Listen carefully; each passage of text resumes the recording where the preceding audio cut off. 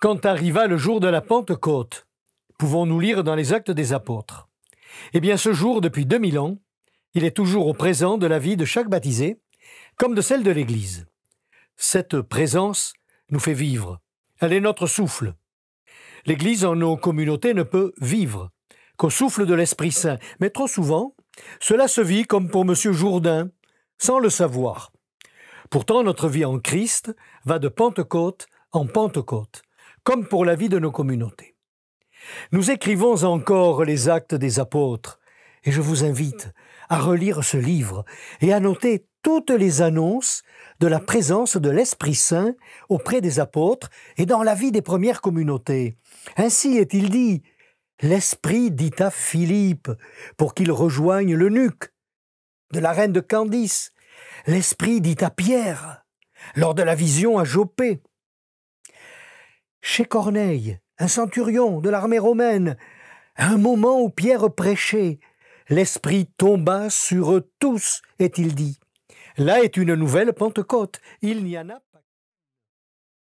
L'Esprit Saint est donné aux apôtres pour que ce souffle créateur prenne corps, l'Église du Christ, pour que naisse et vienne au monde un peuple pour témoigner de l'amour et de la miséricorde de Dieu au cœur du monde. Et l'aventure commença. Et l'aventure de cette bonne nouvelle trace toujours son sillon. Le feu de l'Esprit a toujours à purifier la vie de notre Église, en tous ses lieux de vie. Le feu de l'Esprit a toujours à purifier nos propres vies, de nos peurs, de nos hésitations, de nos manques. C'est le feu de l'Esprit qui nous fait brûler de l'amour de Dieu en nos vies. Ne l'éteignons pas trop vite. Il doit être entretenu pour être sans cesse au présent du projet missionnaire de Dieu.